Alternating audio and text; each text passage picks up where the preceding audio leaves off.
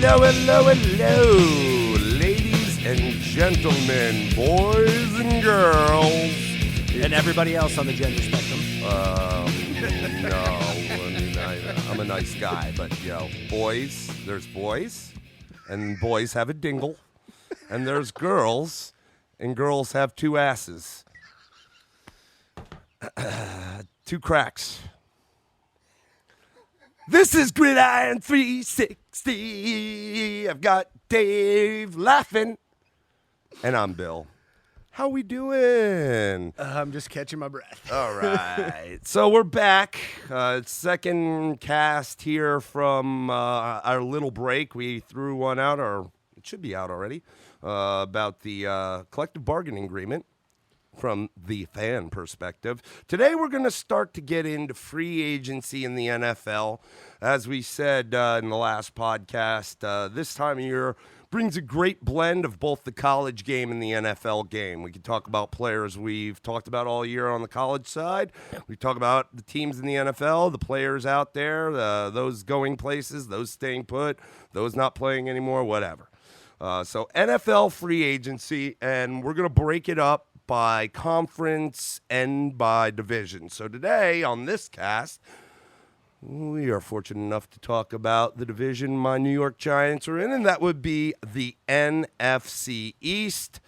We're going to go in order based on their draft pick, and that is the Washington Redskins, who will be picking in this year's draft at number 2. My New York Giants, who will be picking in this year's draft at number 4. The Dallas Cowboys picking at number 17. And finally, the Philadelphia Eagles coming in at number 21 in this year's draft. Now, before we get into it, I just want to run down some dates of note upcoming. We'll start. Today is March 5th. It is Thursday. It is raining in Atlanta again. So March 10th, that is the date for clubs to designate franchise or transition tags on player. That is the deadline. The 16th through the 18th. Okay, this is when things really start to get rolling pretty much for the free agency. Clubs are 16th through 18th of March. Clubs are permitted to contract or enter into negotiations with the certified agents of players who will become unrestricted free agents at the expiration of their 2019 contract. So what this is, just in simplest terms, is it's the legal tampering period. Kind of to make it make sense, this is where you'll start to see those headlines that say so-and-so is expected to sign with so-and-so, and here's the details of the contract. So in essence, it is like free agency. Things will start coming off the board. They just won't legally be able to sign their contract at that point. But really, come Monday, you are going to start to hear who's going where. So it is. So in essence, it's not just the ink isn't on the contract yet. Very good. Very good. All right, the next date is the end of those dates, and that is March 18th proper, and there's a bunch of things that come up on this date. First and foremost, clubs must exercise their 2020 option on players who have option clauses in their 2019 contracts. Clubs must submit qualifying offers to their restricted free agents with expiring contracts. They get first right of refusal to decide whether they want to retain those players' services. Correct. And then they would also slot the according compensation that's required if someone else takes them. Correct. Let's see, what else? Clubs must also submit a minimum salary tender to retain exclusive negotiating rights for players with those expiring 2019 contracts that have less than 3 accrued seasons of free agency credit. Get it? Correct. Yes. Okay. Let's see, what else? Top 51 rule also begins on this date, which means all clubs must be under the 2020 salary cap. Right. So you got any of those final cuts that have to be made, especially given who they're negotiating with. If it takes them over the cap, they've got to clear that cap space to be able to do it. And keep in mind, this is all based on, it's not first thing, they have all day, 4 p.m. Eastern time on March 18th is the official deadline. So let's see what else is on there. All 2019 player contracts will expire at 4 p.m.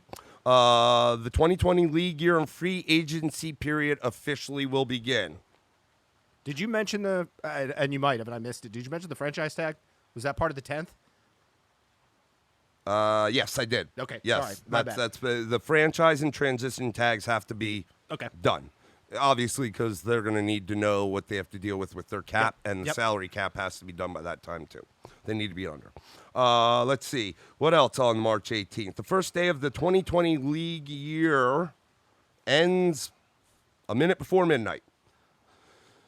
Clubs will receive a personal notice including all transactions submitted to the league office during the period between 4 p.m. Eastern that day and a minute before midnight. And then the last thing of note is trading period for 2020 officially begins and all 29 team contracts expire. Okay. The last date really for us in this conversation to bring up will then be I'm sorry, we have two more. April 17th is the deadline for restricted free agents to sign offer sheets. Okay. And then April 23rd to the 25th is the 2020 NFL Draft in Las Vegas, Nevada. And probably one more date, and I know it's in July. I don't know when. It might be July 1st.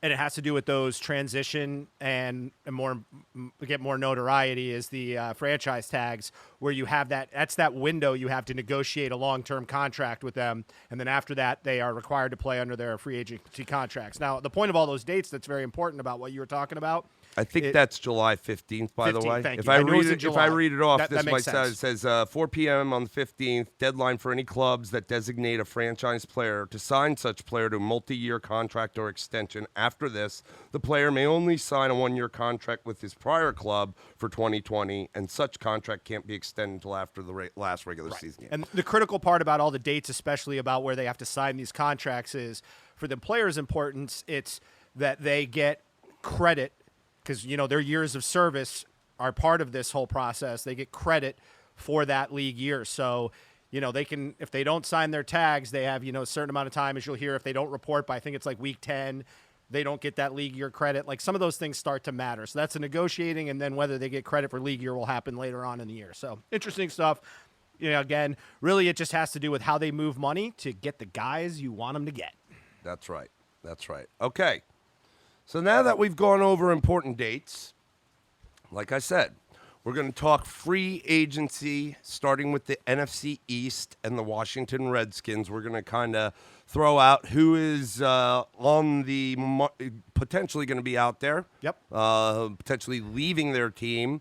We're also going to talk about what we see as the team's needs moving into 2020, and within that discussion, talk about who maybe they need to re-sign that on their team that's going to become a free agent, who they might be able to go get out there. We might bring up free agents from other teams in this discussion, as well as obviously guys' positions they might be able to save for the draft. Mind you, we will have draft talk at a later date, but in terms of this conversation, saying, hey, this guy's leaving the team. They could use to re-sign this guy because they need help here. They could go out and get this guy. If not, they could use draft pick to fill this position. Sure. Sound good? Sounds good. All right.